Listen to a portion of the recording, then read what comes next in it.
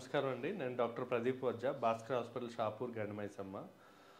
ఈ మధ్య చాలామంది అంటే మాది గైనిక్ కూడా బాగా కేసెస్ అవుతూ ఉంటాయి. సో, వాళ్ళు అడుగుతూ ఉంటారు, అసలు పిల్లలకి ఏ ఏజ్ నుంచి వాటర్ అనేది ఇవ్వాలి? అసలు వాటర్ ఎంతవరకు ఇవ్వచ్చు? అసలు ఇవ్వచ్చా? ఇవ్వకూడదా? అని చెప్పి క్వశ్చన్ చేస్తూ ఉంటారండి.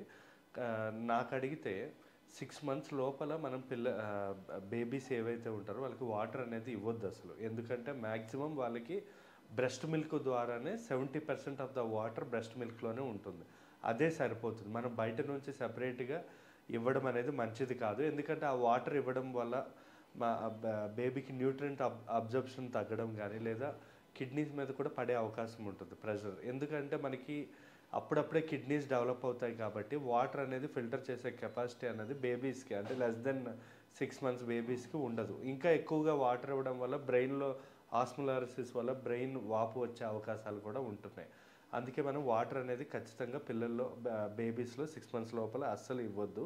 And at the same time మరి మిల్క్ రాని వాళ్ళకి ఏం చేయాలి అంటే, దానికి ఒక లెక్క అనేది ఉంటుంది. ఆ లెక్క ప్రకారం ఆ మిల్క్ పౌడర్కి ఎంత వాటర్ కలపాలో అంత వాటర్ అనేది కలిపి రోజుకి మనం 6 మంత్స్ లోపల మిల్క్ ఫీడింగ్ అనేది మినిమమ్ ఒక 8 to 12 టైమ్స్ మనం ఇవ్వాల్సి ఉంటుంది ఈ మిల్క్ ఫీడింగ్ అనేది. సో 8 to 12 టైమ్స్ ఇస్తే సరిపోతుంది. సెపరేట్గా మనం పిల్లలకి అంటే మోషన్స్ అవ్వట్లేదని వాటర్ ఇవ్వడం కానీ ఇలాంటివి చేయకూడదు. దీనివల్ల ఎక్కువగా ఇన్ఫెక్షన్స్ వచ్చే అవకాశాలు కూడా ఉంటాయండి.